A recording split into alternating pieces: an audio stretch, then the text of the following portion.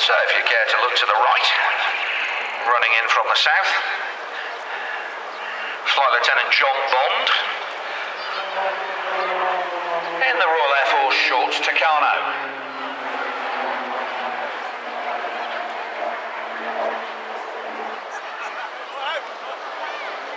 Every year I've watched the Tucano recently, the colour scheme on the aircraft gets brighter and brighter for the display aeroplane.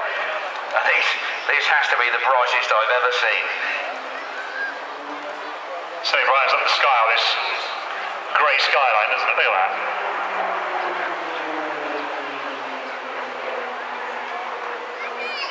Amazing aircraft this, originally designed and produced by the Brazilian company, Embraer. Very successful as a military trainer. Was entered into a competition to replace the Jet Provost. And up against it were aircraft like the Pilatus PC-7 and PC-9 and the NDN, the Britain-Norman Firecracker. But the Tucano won through, being built by Shorts under licence. Shorts of Belfast, of course. John pushing around the outside there and then pulling around a half loop, going from negative to positive G. That's very uncomfortable.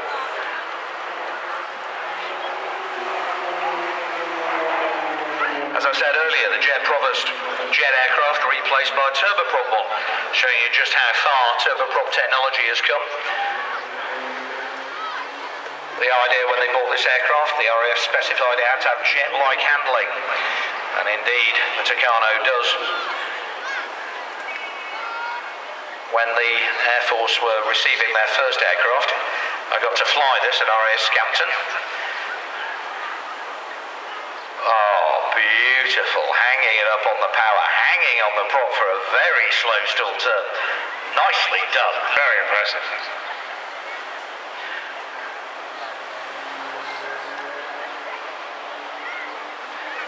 Again, Pratt & Whitney PT6, one of the engines of the King Air, if you like, in the nose of this. Two-seat cockpit in tandem under a very, very large raised canopy. Nice thing is the instructor's seat is raised up, gives it that very obvious dolphin shape to the cockpit, which means the instructor can see over the pupil's head. You can actually see where he's going now. If you go back a few years to aircraft like the Gnat, the little jet trainer that Red Arrows used to fly, the instructor was sitting immediately behind the pupil and could only see forward down two little tunnels on either side of the pupil's head. And the world takes on a whole new aspect when you run at it at 500 knots with your head on one side. Very uncomfortable. Now you'll see this cockpit shape again later on in the Jet Hawk trainer. Because, of course, BAE Systems realised that having an instructor who could see where he was going was a very good thing. It's a good thing, yeah. And made the instructors happy, if nothing else.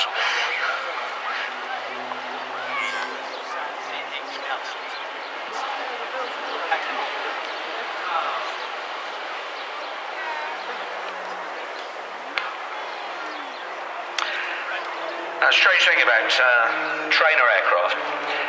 You want an aircraft that is relatively straightforward to fly, but you want an aircraft that is difficult to fly well.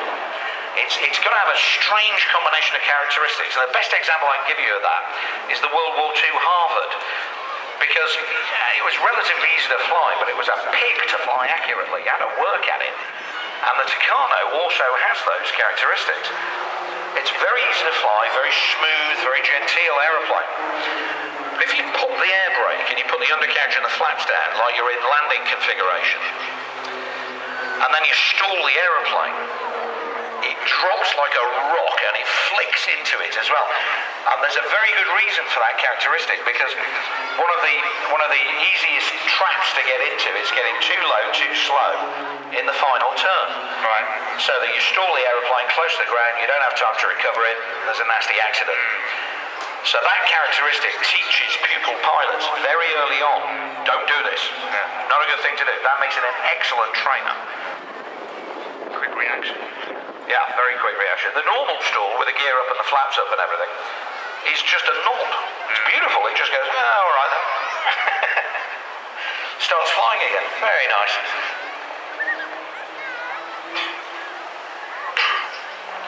Embraer, as I said, Brazilian company, have exported this to many, many countries all over the world. Now John's doing a thing called the salmon leap there. He's going up left and waggling his tail left and right for pushing over the top. And they haven't only exported it as a trainer. There's a new version of the aircraft called the Tucano H, or the Super Tucano. Very much more powerful engine, but also is capable of carrying a full range of ground attack weapons, making it a very powerful counterinsurgency and ground attack aircraft. Royal Air Force version of the aircraft, of course, not equipped with that. Just in the training role, we originally bought 66 of these. They're all based up there at RAF Linton on Ouse in Yorkshire. Oh, now that's a slow roll.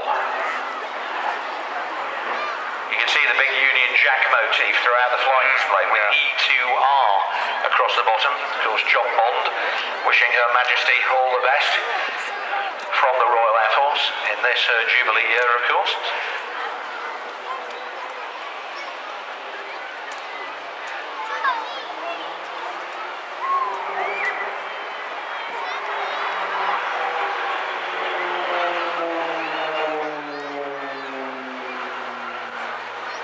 Remember when we were talking about the Jet Provost, I was saying the Royal Air Force wanted to go onto a jet aircraft from a piston.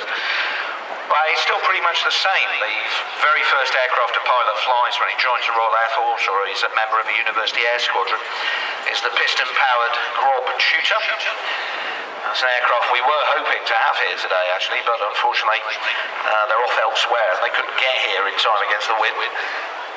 So they start off on the Grob Tutor, they then progress from that to this aeroplane, and then from this, which, when Shorts built it, they built it with a cockpit as much like a Hawk cockpit as possible. So you can step out of one of these into a Hawk with a minimum amount of difficulty. And that's the aircraft that fast jet pilots go on to fly next. They do all their jet training on the Hawk. And after that, of course, it's onto the frontline squadrons with the Tornado or with the Typhoon.